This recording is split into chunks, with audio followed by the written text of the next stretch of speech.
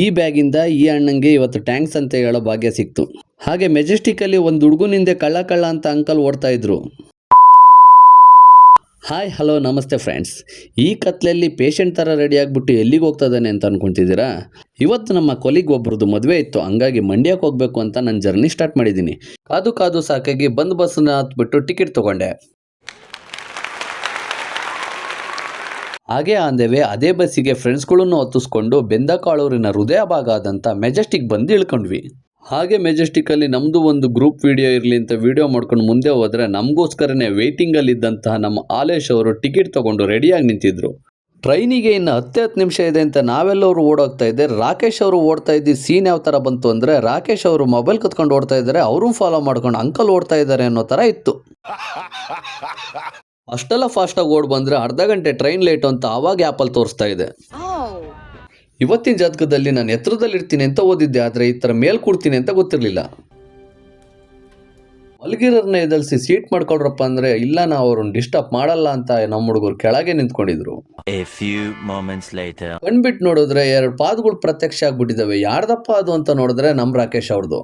ಟ್ರೈನಲ್ಲಿ ಅದರಲ್ಲೂ general ಬೋಗಿಲಿ seat ಸಿಗೋದು ಅಂತಂದರೆ ಎಲೆಕ್ಷನಲ್ಲಿ ಸೀಟ್ ಸಿಕ್ತಷ್ಟೇ ಸಂತೋಷ ಆಗುತ್ತೆ. ನಮ್ಮ ಹುಡುಗರು ಕಷ್ಟಪಟ್ಟು ಹೊಡೆದಾಡ್ ಸೀಟ್ ಇಟ್ಕೊಂಡು ಕೂತ್ಕೊಂಡ್ಬಿಟ್ಟವ್ರೆ. ನಮ್ಮ ಟೀಮಲ್ಲಿ ಅವಿನಾಶ್ ಅವರಿಗೆ ಮದ್ದೂರು ವಡೆ ಅಂದರೆ ತುಂಬ ಇಷ್ಟ, ಅದಕ್ಕೆ ಅಂತಲೇ ಕಾಯ್ಕೊಂಡಿದ್ದು ಮದ್ದೂರು ವಡೆ ತೊಗೊಂಡ್ರು. ಅವ್ರೊಬ್ಬರೇ ಏನು ತಿನ್ನಲಿಲ್ಲ, ನಾವು ಎಲ್ಲರೂ ಒಂದೊಂದು ತೊಗೊಂಡ್ವಿ, ತಿಂದ್ವಿ. ನೆಕ್ಸ್ಟ್ ಸ್ಟಾಪಲ್ಲಿ ಇಳಿಬೇಕು ಅನ್ನೋ ಕಾರಣಕ್ಕೆ ಮದ್ದೂರಲ್ಲಿ ಈ ಥರ ಇರೋ ಗೆಟಪ್ನ ಈ ಥರ ಚೇಂಜ್ ಮಾಡಿಕೊಂಡೆ. ಕೊನೆಲು ಮಂಡ್ಯ ಬಂತು. ಮಂಡ್ಯದಲ್ಲಿ ಇಳಿದಿದ್ದ ಕೂಡಲೇ ಕಿವಿಯಲ್ಲಿ ಒಂದು ಹಾಡು ಕೇಳಕ್ಕೆ ಸ್ಟಾರ್ಟ್ ಆಯಿತು. ಯಾವುದು ಅಂತೀರಾ?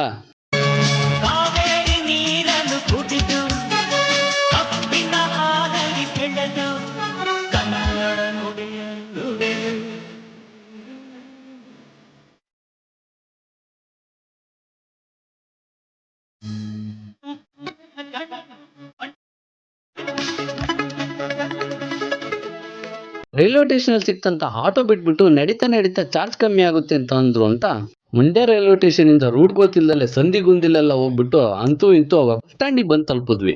ರೈಲ್ವೆ ಸ್ಟೇಷನ್ ಹತ್ರ 250 ರೂಪಾಯಿ ಕೇಳಿದ್ರು. ಇಲ್ಲಿ 200 ರೂಪಾಯಿ ಕೇಳಿದ್ರಲ್ಲ ಅಂತ ಎಲ್ಲರೂ ಖುಷಿಲಿ ಆಟೋ ಹತ್ಕೊಂಡ್ವಿ. 6 ಜನಕ್ಕೆ ಆಟೋದಲ್ಲಿ ಜಾಗ ಸಾಲಿಲ್ಲ ಅಂದ್ರು ಅಡ್ಜಸ್ಟ್ ಮಾಡ್ಕೊಂಡು ಹೋಗ್ತಾ ಇದ್ವಿ. ಆದ್ರೆ ನಾನು ಹಾಕಿರೋ ಮ್ಯಾಪ್ಗೂ ಹೋಗ್ತಿರೋ ರೂಟ್ಗೂ ಮ್ಯಾಚ್ ಆಗ್ತಿರಲಿಲ್ಲ. ಆಮೇಲೆ ಆಟೋದವ್ರನ್ನ ಕೇಳಿದ್ಮೇಲೆ ಗೊತ್ತಾಯ್ತು ನಾವು ಹೋಗ್ತಿರೋದು ರಾಂಗ್ ರೂಟು ಅಂತ. ಆಟೋ ಅಣ್ಣಗೆ ನಾವು ಹೋಗ್ಬೇಕಾಗಿರೋದು ಈ ರೂಟ್ ಅಲ್ಲಣ್ಣ, ಕೆಬ್ಬೆಹಳ್ಳಿ ಅಂತ ಹೇಳಿದ್ಮೇಲೆ ಗೊತ್ತಾಯ್ತು ಆ ಅಣ್ಣ 200 ರೂಪಾಯಿಗಲ್ಲ ಆಗಲ್ಲ 270 ರೂಪಾಯಿ ಅಂತ ಹೇಳಿದ್ರು. ಈ ತರ ಡಬ್ಬ ಐಡಿಯಾ ಕೊಟ್ಟಂತ ಅವಿನಾಶ್ ಅವರಿಗೆ ಒಂದು ಜೈಕಾರ ಹೇಳ್ತಾ ಮುಂದಕ್ಕೆ ಹೋದ್ವಿ. ನೀನಂದ್ರೆ ಸುಳ್ಳಂದ್ರೆ ನೀನು ನೆಕ್ಸ್ಟ್ ಕಾಗೆ ಆರಿಸ್ಬೇಕಂತಿದ್ದೆಲೇ ಲೇ. ಬಸ್ ಸ್ಟ್ಯಾಂಡ್ ಇಂದ 13 ಕಿಲೋಮೀಟರ್ ದೂರದಲ್ಲಿರೋಂಥ ನಮಗೆ ಬೇಕಾಗಿರೋ ಪ್ಲೇಸಿಗೆ ಹೋಗಿದ್ದೇ ಗೊತ್ತಾಗ್ಲಿಲ್ಲ. ಅದಕ್ಕೆ ಕಾರಣ ಏನು ಅಂದ್ರೆ ಮಂಡ್ಯದಲ್ಲಿರೋ ಪ್ರಕೃತಿ. ಹಳ್ಳ ಕೊಳ್ಳ ನೋಡ್ಕೊಂತ ತೋಟದ ಸಾಲುಗಳಲ್ಲಿ ಹೋಗ್ತಾ ಇದ್ದಿದ್ದ ಜರ್ನಿ ನಮಗಂತೂ ತುಂಬಾನೇ ಖುಷಿ ತರ್ತಾ ಇತ್ತು. ಫೈನಲಿ ಮದುವೆ ನಡೀತಿದ್ದಂತ ಕಾಲಭೈರೇಶ್ವರ ಕಲ್ಯಾಣ ಮಂಟಪಕ್ಕೆ ಬಂದು ತಲುಪಿದ್ವಿ. ಇನ್ ಕೇಸ್ ನೀವೇನಾದ್ರೂ ಆಟೋದಲ್ಲಿ 6 ಜನ ಹೋಗ್ತೀರಾ ಅಂದ್ರೆ ಯಾವ ತರ ಕೂರ್ಬೇಕು ಅನ್ನೋದನ್ನ ತೋರಿಸ್ತೀವಿ, ನೋಡ್ಕೊಂಬಿಡಿ.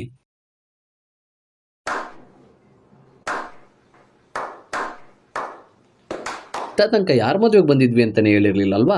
ಚಿರಂಜೀವಿ ಸೌಭಾಗ್ಯವತಿ ಕೃತಿಕಾ ಮತ್ತೆ ಚಿರಂಜೀವಿ ರಾವ್ ಮಂಜುನಾಥ್ ಅವರ ಮದುವೆಗೆ ಬಂದಿದ್ವಿ. ಈಗ ಹೇಳಿದ್ ಒರಿಜಿನಲ್ ಆದ್ರೆ ಚೀರಾ ಮತ್ತೆ ಚೀಸವ್ಗೆ ಇನ್ನೊಂದು ಅರ್ಥದಲ್ಲೂ ಹೇಳ್ತಾರೆ. ಚಿಂತೆ ಇಲ್ಲದ ರಾಜಕುಮಾರನಿಗೆ ಚಿಂತೆಯ ಸೌಭಾಗ್ಯ ನೀಡುವವಳು ಅಂತ ಕರೀತಾರೆ. ಆಲ್ರೆಡಿ 2 ಡೇಸ್ ಮುಂಚೆನೆ ಬಂದಿದ್ದಂತ ನಮ್ಮ ಬಾಲಪ್ಪ ಅವ್ರನ್ನ ಮೀಟ್ ಮಾಡ್ಕೊಂಡು ಹಂಗೆ ಮದುವೆ ಗಂಡಲ್ಲಿದ್ದಾನೆ ಅಂತ ನೋಡ್ಕೊಂಡೋದ್ವಿ. ನಮ್ಮ ಮದುವೆ ಗಂಡು ರೆಡಿಯಾಗಿ ಮಿಂಚ್ತಾ ಇದ್ದ ಫೋಟೋಗೆ ಪೋಸ್ ಕೊಡ್ಕೊಂತ. ಹಾಗೆ ಮದುವೆ ಗಂಡಿಗೊಂದು ಹಾಯ್ ಹೇಳಿ, ಯಾಕಪ್ಪ ಕಣ್ಣೆಲ್ಲ ಕೆಂಪಗಾಯಿದೆ ನಿದ್ದೆ ಮಾಡಿಲ್ವಾ ಅಂತ ಕೇಳಿದ್ಕೆ ನಮ್ಮ ಮದುವೆ ಗಂಡು ಈ ತರ ಹೇಳ್ದ.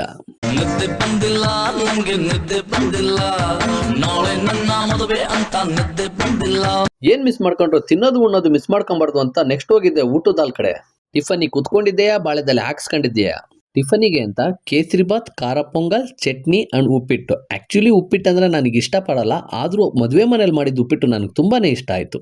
ಹಾಗೆ ಖಾರ ಪೊಂಗಲ್ಲು ಕೂಡ ಅಲ್ಲಿ ನೆಕ್ಸ್ಟ್ ಲೆವೆಲ್ಗಿತ್ತು ಅಂದ್ರೂ ತಪ್ಪಾಗಲ್ಲ.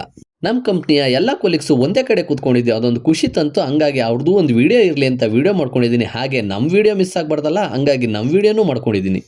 ಪೊಂಗಲ್ ಟೇಸ್ಟು ಅಲ್ಟಿಯಾಗಿದ್ದರಿಂದ ಬಾಳೆದೆಲೆಯಲ್ಲಿ ಉಳ್ಕೊಂಡಿರೋಂಥ ರಸನ ಬಿಟ್ಟು ಬರಕ್ಕೆ ಮನಸ್ಸಾಗ್ತಿರಲಿಲ್ಲ. ಕುಡಿಯೋಣ ಅಂತಂದರೆ ಎದುರುಗಡೆ ಬೇರೆ ಹುಡುಗಿರು ಕೂತ್ಕೊಂಡಿದ್ರು. ಅವ್ರು ಹೋದ್ಮೇಲೆ ಆ ಕಡೆ ಕೇಳಿದ್ವಿ ನೋಡಿ ಈ ಥರ.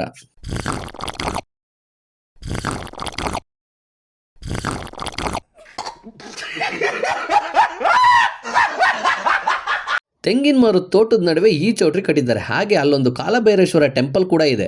ಬಂದಿರೋ ಭಕ್ತರು ಹೇಳಿರೋ ಪ್ರಕಾರ ತುಂಬಾ ಪವರ್ಫುಲ್ ದೇವರಂತೆ, ಎಲ್ಲರೂ ಅಲ್ಲಿಂದಾನೇ ನಮಸ್ಕಾರ ಮಾಡ್ಕೊಂಬಿಡಿ, ಎಲ್ಲರಿಗೂ ಒಳ್ಳೇದಾಗ್ಲಿ ಅಂತ ಕೇಳ್ಕೊಂತೀನಿ. ಹಾಗೆ ದೇವಸ್ಥಾನದ ಮುಂಭಾಗದಲ್ಲಿ ಒಂದು ಕಲ್ಯಾಣಿ ಕೂಡ ಇದೆ. ಆ ನೀರು ತುಂಬಾ ಪರಿಶುದ್ಧವಾಗಿತ್ತು, ನೋಡಕ್ಕೆ ಒಂದು ಖುಷಿ ಆಗ್ತಾ ಇತ್ತು.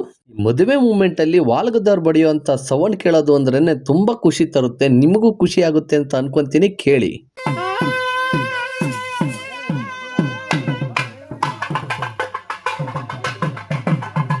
ಮದುವೆಗೆ ಅಂತ ಬಂದು ಈ ಮಂಡ್ಯದ ಪ್ರಕೃತಿ ಮಡ್ಲಲ್ಲಿ ಕಾಲ ಕಳೆದಿದ್ದು ತುಂಬಾನೇ ಮನಸ್ಸಿಗೆ ನೆಮ್ಮದಿ ಕೊಡ್ತಾ ಇತ್ತು. ಯಾಕೆಂದ್ರೆ ಸುತ್ತಮುತ್ತ ತೆಂಗಿನ ತೋಟ ಮತ್ತೆ ಹಾಗೆ ಕಬ್ಬಿನ ಹೊಲಗಳು ನೋಡಕ್ಕೆ ಒಂದು ಕಣ್ಣಿಗೆ ಹಬ್ಬದ ತರ ಇತ್ತು.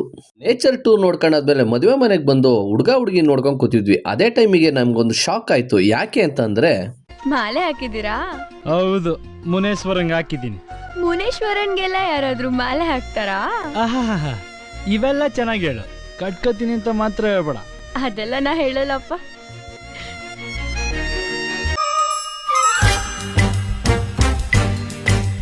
ನಮ್ಮ ಹುಡುಗಂಗೂ ಈ ಪಾಟಿ ಇಡನ್ ಟ್ಯಾಲೆಂಟ್ ಇದೆ ಅನ್ನೋದು ನಮಗೆ ಈಗಲೇ ಗೊತ್ತಾಗಿದ್ದು.